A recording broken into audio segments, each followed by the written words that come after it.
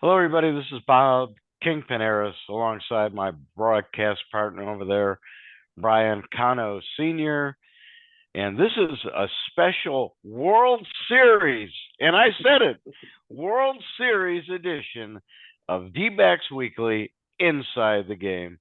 How you doing, Brian? Good morning, Bob. Man, wow, was that really cool to listen to? Did you say World Series?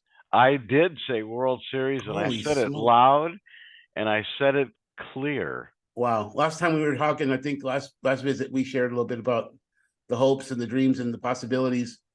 They were going to Philly, take on the mighty Phillies in a very hostile territory, and, and they pulled it out, man. We you and I walked out of Chase Field thinking it might not work out for the D-backs this season Right. because they had the hand was they had everything stacked going against them. It seemed like, I but I man, Bob, I know. what do you I think, know. man? I know when we walked out after Game 5, after the Phillies had just beaten the Diamondbacks, and we were walking behind our friend Mike Farron, and I do remember it well. And I said, "Well, Mike, we'll see you at some Arizona Fall League games because Mike does the broadcasting for those." And he turns to me and he goes, "Ye of little faith." And boy, was he right, because those Diamondbacks went there. They have such a belief in themselves, and that comes from their manager. And, you know, Torey Lovullo, you know, I've always thought, ever since day one, and I'm going back, what is it, 6 or 7 years now that he's been the manager. I've always thought that he was a very good manager, even back then, because he's always had his teams playing hard. Now that he has a little bit of talent, not only do they play hard, but they do play with confidence. And it's still the Diamondbacks against the world. And I've been saying that for a while now, right, Brian? Right, right. You No, know, is that these guys truly go in, yet after they win against Philadelphia, they're jumping up and down the locker room going mad dog, right? The guy who says they don't have a shot in hell of winning, and I'm going to quit my job if the Diamondbacks do it. Of course, he didn't quit his job, and he lied. And Lovullo called him out on that yesterday, and said, "You know what? You got to do something because you were wrong." yeah, no. And the He was thing is, way off on that one, you Bob. know, I think Torey always has an edge that he gives his team, right? They do play with a chip on their shoulder. They've even had it more, if I can say it. I probably am not using the right terminology here, but Tommy Fan has always played with it, and I think that along with Lovullo and some of the other veterans, have actually rubbed off on the team. And the guys are so young; they're like, "Yeah, we can do this." Yeah, no. Hey, Bob, look, I'm working on a story. I'm going to publish. By the way, it's today is Friday. Excuse me. Today is game day. I Yeah, should say today's today's game game day. day. Today is Yeah, game day. We're game here number before the one. game one of the World Series. We're doing this as a special because we feel it's that important. But anyway, I'm working on a story here. Let me just give you the first paragraph. In the high pressure world of professional baseball, Arizona Diamondbacks manager Torey Lovullo is rewriting the playbook on what it takes to secure victories on the field. He's at the forefront of a managerial revolution that prioritizes emotional intelligence as a fundamental element of success. Now, that's the beginning of my piece that I'm going to publish a little bit later on today, if not tomorrow morning. But it's really important to recognize what he's doing, and you pointed it out, Bob. He's really embraced, and I've seen this. We've seen this, Bob, for 2 years Yeah, now. In the last couple of years since post COVID, when I started coming on, I noticed it right away. He had this way of connecting different, not only demographics, but generations, ethnicities, to focus on what was important in the scope of what he wanted to do, which is manage a baseball team. And to show that much, empathy and to create that environment has really paid off. and paid off to the extent that I'm writing about it. You know, as a journalist, I love doing the deeper dive. And, you know, frankly, this isn't about stats, it's about hearts. And how do I explain that to a world that may not understand what he's doing? Because it's very innovative. It's not the, hey, do it my way or it's a highway. It's like, hey, how can I help you do better at what you're doing? Because Right. because you matter. And because what you do on this team, whether it be on a baseball team or at a business, impacts us all. And frankly, that's the way of doing it in my book, in the way I do things.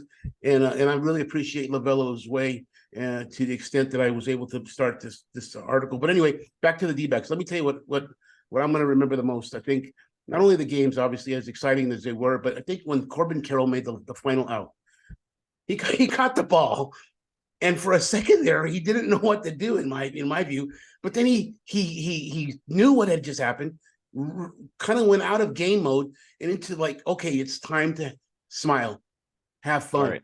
And he starts charging around looking for someone to hug, and they're all running around. Perdomo's on a knee, giving thanks, you know, to whoever, to God, whatever, to whatever to God. But anyway, those are the moments to me that will stand out the most because those young men, you know, they lifted the whole valley, man. It lifted the whole valley. It lifted Right. the communities. It lifted a lot of underdogs to say, you know what? If you work hard enough, you can get there. And we are an illustration of that. And that was Yeah. very, very powerful that night. So you Right. know, reporting aside, thank you, D-backs, for giving, you know, not only me, but the valley that night. It was awesome. Yeah, and when Corbin Carroll caught the last out, and I did, believe it or not, it's been my thing not to watch, and I will start watching, but it has been my thing not to watch the road games. Don't ask me why. You know, I always enjoy being there in person, to tell you the truth. You know, but you know, I can't be in Texas tonight, so now I will start watching. But I did see the final out, and I think I know it was in Corbin Carroll's mind at the time when he caught the ball.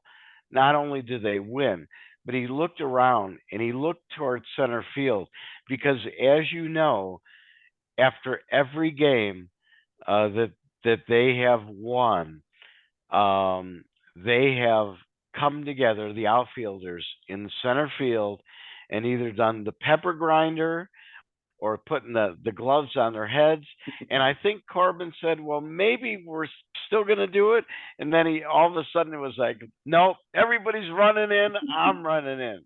You know, so it to Corbin Carroll was just like, it's another game."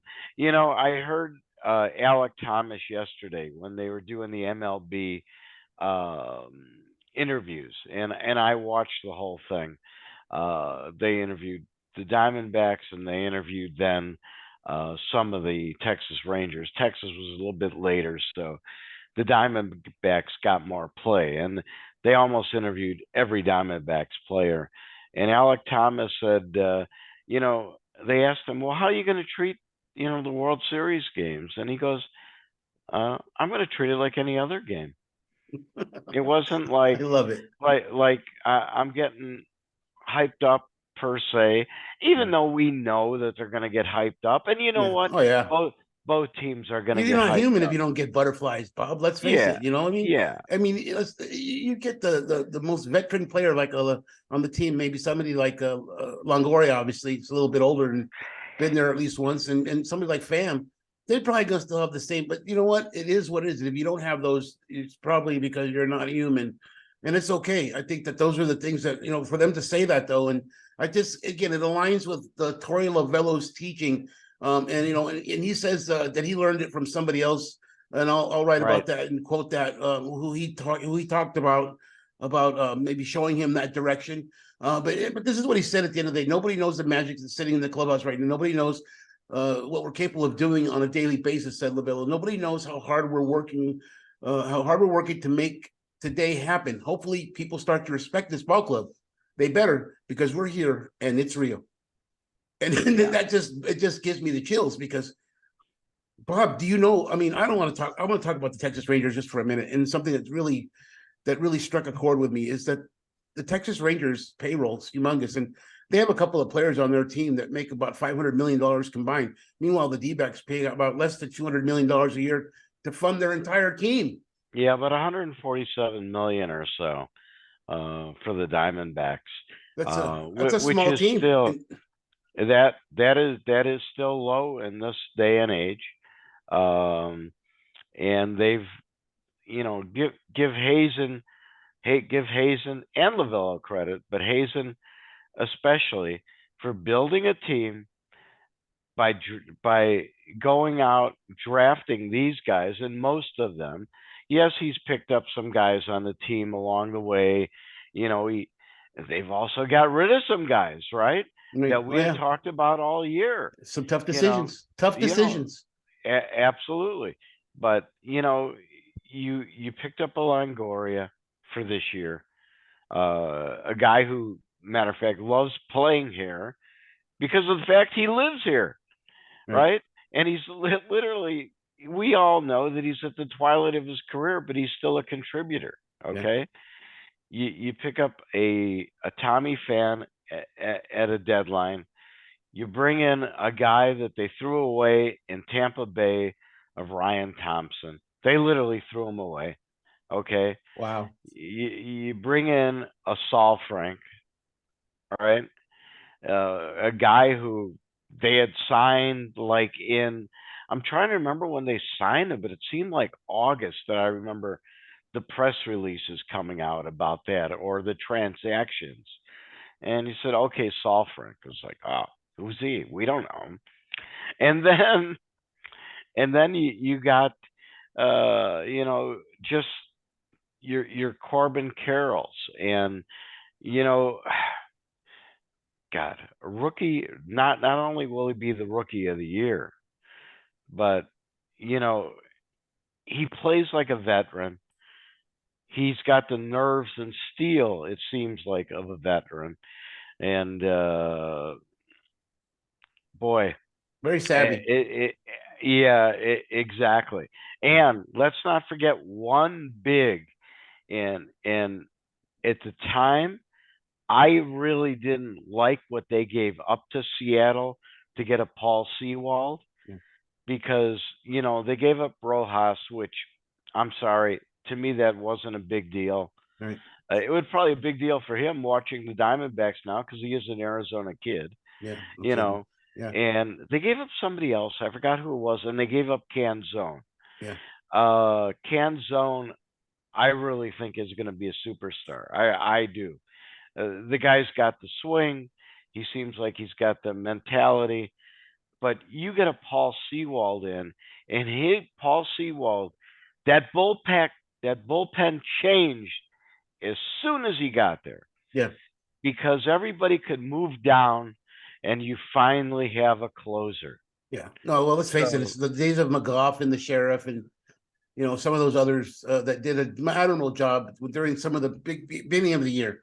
They yeah, really stood out. But then when the D-backs started going on that nosedive right before the trade deadline, they really stood out in a really negative way. So it's really kind of a no-brainer for Hazen to make some of these moves. And at the end of the day, picking up Pham at the last minute, literally the last couple of right, hours before the trade deadline, right. huge pickup. The Seawall deal was huge, obviously. And again, the architect of the whole the architect, let's put it this way, is Mike Hazen. Obviously, Right. being knowledgeable enough to have an understanding of what to expect 3 months down the road, what to look for. That's huge because when you second guess him then or now is irrelevant because his team is in the World Series. And then to be the architect of something that is now proven, it's proven that you can build a team this way to lay the foundation for others to come on hard work, ethics. Treat your players right. When their families have a child, give them a couple hours, give them a day off if they have to go be there with their wife. Or, if bereavements, things like that are a big deal in this world where you actually care about your employees. And I think at the end of the day, it's paid off. And I think that my hope is that other companies will start to recognize what Torey Lovullo has accomplished within the scope of Mike Hazen's architecture. And Hazen's given him that luxury, that freedom to build this team in his light, but keep it within the scope of what I can afford, essentially. And to see it happen, it's almost like watching a small company like mine, or like others, like ours, like say Bob, to be able to say, we're going into the same facility to report on the same games as NBC, ESPN, Fox, MLB Network, you name all the, and then here we are with the same access, because I think it's because we worked very hard to get here. Obviously, we spent a lot of time with the team. We've done everything we could, and got a lot of breaks. And I'm grateful for the MLB, but it hasn't been easy for us to say, hey, look, we're going to the World Series. It's been an exhausting couple of years, and I can only imagine what it's like for the players. And to see it pay off this way, I feel so great for them. I feel so happy. And then back to the game. Uvalde is a stud. Let's face it, he's been around, done it. I mean, you've seen him in Chicago. I think it's easy to recognize Jordan Montgomery. We both talked about him before the trade deadline. Yep. Thought he would be a huge pickup for the D-backs. Didn't work out that way. He went to Texas. Right. And those two guys are humongous part of why the Rangers are where they are today. So if the D-backs can have some good at bats, get deep in the count, try to get those guys out of the game after a few, then I think they have a really good opportunity to score early and see what happens. Yeah, I think all the games are going to be very competitive. And again, I'm looking forward to tonight, especially tonight. Yeah, I think so too. I agree with you. I think it'll be a good series, and I think a good baseball is going to be played. Oh, yeah. I'm not making any predictions of who's going to do it. I think it's going to be a slugfest per se of a team that, again, Texas does hit a lot of home runs, but they can win in more ways than the Philadelphia Phillies. Let's just say that, because they do have some very, very good pitching. They got a pretty decent bullpen. It should be some great baseball if things play out the way that I think that they will play out. Yeah. Well, so no predictions. I don't think there's any bad blood between both these teams. As a matter of fact, both managers respect each other very highly. I mean, Torey even said that yesterday in there, of how he admires Bochy, and it seems like Bochy admires Lovullo as well. I don't think you're going to see dirty plays. You're not going to see a fan base, telling the D-backs players off like Philadelphia, who is just, I'm sorry, you might be a great fan base for your team, but it's just not right. I have video and some audio of some of the aftermath of that Game 7. No offense to Philly fans. I love everybody. I think everybody. I have a lot of respect for Philadelphia Phillies, but some of the fans, man, they were already firing their manager. I know. They were like getting ready to blow the whole thing up, man. It was ugly, man. It's like Harper. Where did these guys go in Game 6 and 7? Oh man, I can only imagine. It reminds me right now, right? I've got a friend of mine from the Dodgers. He's still giving me crap after the first game, and I didn't say anything because I figured at the right time I was going to get back at him, and I did. Because after the first game against Philadelphia, he says to me, for the comments that you made about the Dodgers fans, and here's the comments that I made. I said, the Dodgers fans, I listened to them the next 2 days after the Diamondback series, whining and crying about how it was all their own, not even giving the Diamondbacks credit, but all their own fault. Fire the manager, Mookie and this guy, and blah blah blah. Instead of saying, listen, like Dave Roberts did after that series, said, I give the Diamondbacks credit. They outplayed us. Okay. So baseball. Here, after the first game against Philadelphia, he sends me the scoreboard and he circles it that the Diamondbacks are down 0-1 in the series. Well, you know what I sent him after Game 7 of the Philadelphia Phillies? I sent him a picture of the score and that we won the series 4-3. So you know what? I wasn't going to answer you then. I just kept it in the back of my mind. I said, you just gave us good luck. That's the way I felt about it. Because you did that, that's the way. And with this series here, I don't have a feel. Honest to God, I think it's just going to be good baseball. I'm ecstatic that the Diamondbacks are there. Of course, do we want them to win? Sure. We've covered them. You've covered them for 2 years. I've covered them for 21 years. 21 years? 21 years, man. 21 years. Because I came in the year after they won the World Series. Um, That's phenomenal. so That's huge. Thanks. And again, it's testament to longevity and working hard and see where it can take you. Some of us get here quickly, some of us don't. And the D-backs are an example of how work hard they get there pretty quickly. You got guys that were last year throwing ice on their heads because it was their first game ever in MLB. Their break-in year. I mean, many of those guys played their first game last season as a professional, and this season they're already in the World Series. So you got veterans, and I don't even want to go as far as trying to name them, that played in years and didn't sniff a World Series, right? Or maybe got close but didn't get there.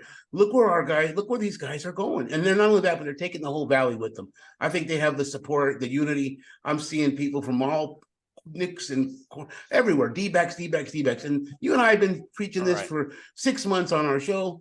Support these guys, and that's right. I'm so appreciative of the fact that they are finally getting the admiration of the Valley that they deserve the whole time. They've been working hard, folks, all year long, and it's finally paid. It paid off huge, and they still got 4 to go. And Bob and I will be there. When's Monday, Bob? We'll be there.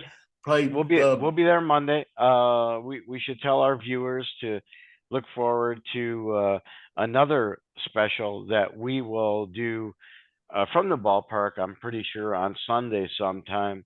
So we look forward to that one as well. That of course we'll have a recap of games 1 and 2 and what have transpired there, and then getting ready for these games 3, 4, and 5, if necessary, right? Always I have to say that, are sold out and have been for a number of days now. And right now, I mean, the ticket prices are going sky high. Through the roof, man. I looked at it this morning. Through the roof. Yeah. I mean, literally. I think it's but and those seats up near the roof? That's what I'm saying. Through the roof. Yeah. Through the seats up near the top there that where we won't even venture to walk. Man, like this. Yeah, are about $1,000 a seat. That's what I'm talking about, man. But you know what? I'm gonna just say this, Bob. I mean, we're gonna have to cut it short here in a minute. It looks like I'm running out of time. But at the same time, I had a hard time, and I'm gonna put this out here in about 20 minutes. I said today, and this is part of it. Today, the Diamondbacks and Rangers are set to compete in Game 1 of the 2023 World Series at Globe Life Stadium in Arlington, Texas. The game is scheduled to begin at 5:05. I had a hard time writing that. I really did. I kept on changing it. I didn't know how to write that. And it's like, something that simple. Normally, who, what, when, and where. In some cases is a little more difficult when you got more skin in the game. And this is one of those moments. So again, I'm looking forward to it. I'm looking forward to Game 1. Zach Gallen, Nathan Uvalde. Then they got, of course, Garcia, Eldalis Garcia, Marcus Simeon, Corey Seager, the 2 $500 million men that make the most money I was telling you about earlier. They have a tremendous team. Looking forward to Game 1, and then of course Game 3, 4, and if necessary, Game 5. You and I will be here in Phoenix reporting, so we'll have plenty to talk about later on. So that's all I got for today, Bob. Yep, that's it, man. Well, why don't we just wrap it up the easy way and say, go D-backs. I say the same thing. Go D-backs. Let's go get them.